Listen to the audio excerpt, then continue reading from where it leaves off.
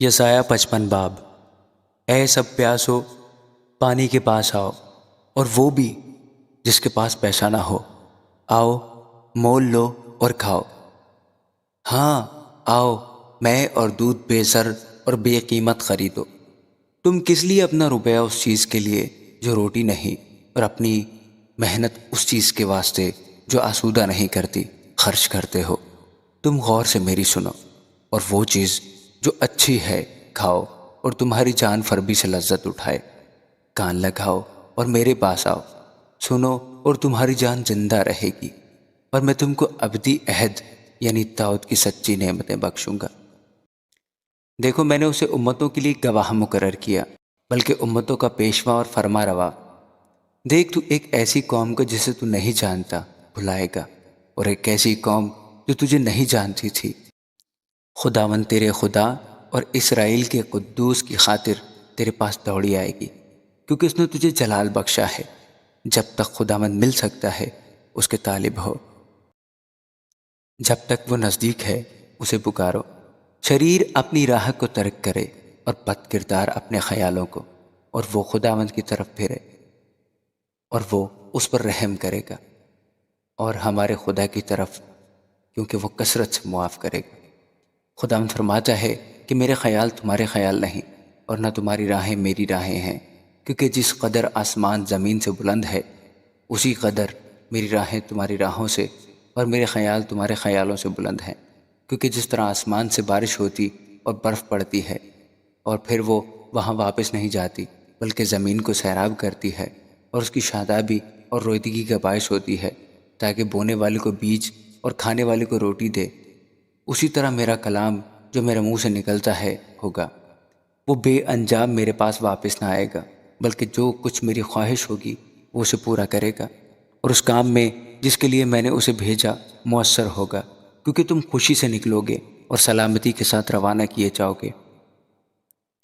پہاڑ اور ٹیلے تمہارے سامنے نغمہ پرداز ہوں گے، اور میدان کے سب درخت تال دیں گے۔ کانٹوں کی جگہ صنوبر نکلے گا، اور جھاڑی کے بدلے آس کا درخت ہوگا، اور یہ خداوند کے لیے نام اور ابدی نشان ہوگا جو کبھی منقطع نہ ہوگا۔ آمین۔ یسایہ 56 باب۔ خداوند یوں فرماتا ہے کہ عدل کو قائم رکھو اور صداقت کو عمل میں لاؤ، کیونکہ میری نجات نزدیک ہے اور میری صداقت ظاہر ہونے والی ہے۔ مبارک ہے وہ آدمی جو اس پر عمل کرتا ہے، اور وہ آدم زاد جو اس پر قائم رہتا ہے، جو سبت کو مانتا اور اسے ناپاک نہیں کرتا، اور اپنا ہاتھ ہر طرح کی بدی سے باز رکھتا ہے۔ اور بیگانہ کا فرزند جو خداوند سے مل گیا ہرگز نہ کہے گا خداوند مجھ کو اپنے لوگوں سے جدا کر دے گا، اور کھوجا نہ کہے گا کہ دیکھو میں تو سوکھا درخت ہوں۔ کیونکہ خداوند یوں فرماتا ہے کہ وہ کھوجے جو میرے سبتوں کو مانتے ہیں اور ان کاموں کو جو مجھے پسند ہیں اختیار کرتے ہیں اور میرے عہد پر قائم رہتے ہیں، میں ان کو اپنے گھروں میں اور اپنی چار دیواری کے اندر ایسا نام و نشان بخشوں گا جو بیٹوں اور بیٹیوں سے بھی بڑھ کر ہوگا۔ میں ہر ایک کو ایک ابدی نام دوں گا جو مٹایا نہ جائے گا۔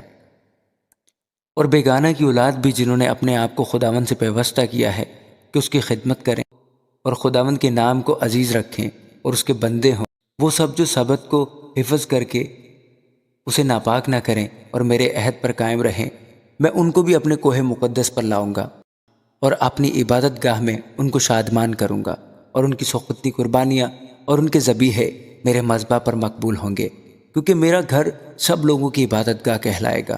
خداوند خدا جو اسرائیل کے پراگندہ لوگوں کو جمع کرنے والا ہے یوں فرماتا ہے کہ میں ان کے سوا جو اسی کے ہو کر جمع ہوئے ہیں اوروں کو بھی اس کے پاس جمع کروں گا۔ اے دشتی حیوانوں، تم سب کے سب کھانے کو آؤ۔ ہاں، اے جنگل کے سب درندوں، اس کے نگہبان اندھے ہیں، وہ سب جاہل ہیں، وہ سب گونگے کتے ہیں جو بھونک نہیں سکتے، وہ خواب دیکھنے والے ہیں جو پڑے رہتے ہیں اور اونگتے رہنا پسند کرتے ہیں، وہ لالچی کتے ہیں جو کبھی سیر نہیں ہوتے، وہ نادان چرواہے ہیں، وہ سب اپنی اپنی راہ کو پھر گئے، ہر ایک ہر طرف سے اپنا ہی نفع ڈھونڈتا ہے، ہر ایک کہتا ہے تم آؤ میں شراب لاؤں گا اور ہم خوب نشہ میں چور ہوں گے، اور کل بھی آج ہی کی طرح ہوگا بلکہ اس سے بہت بہتر۔ آمین۔ یسایہ 57 باب۔ صادق ہلاک ہوتا ہے اور کوئی اس بات کو خاطر میں نہیں لاتا، اور نیک لوگ اٹھا لیے جاتے ہیں اور کوئی نہیں سوچتا کہ صادق اٹھا لیا گیا تاکہ آنے والی آفت سے بچے۔ وہ سلامتی میں داخل ہوتا ہے، ہر ایک راست رو اپنے بستر پر آرام پائے گا۔ لیکن تم اے جادو کرنی کے بیٹو، اے زانی اور فاحشہ کے بچوں، ادھر آگے آؤ۔ تم کس پر ٹھٹھا مارتے ہو؟ تم کس پر منہ پھاڑتے اور زبان نکالتے ہو؟ کیا تم باغی اولاد اور دغاباز نسل نہیں ہو، جو بتوں کے ساتھ ہر ایک ہرے درخت کے نیچے اپنے آپ کو برانگیختہ کرتے اور وادیوں میں چٹانوں کے شگافوں کے نیچے بچوں کو ذبح کرتے ہو؟ وادی کے چکنے پتھر تیرا بکھرا ہیں، وہی تیرا حصہ ہیں۔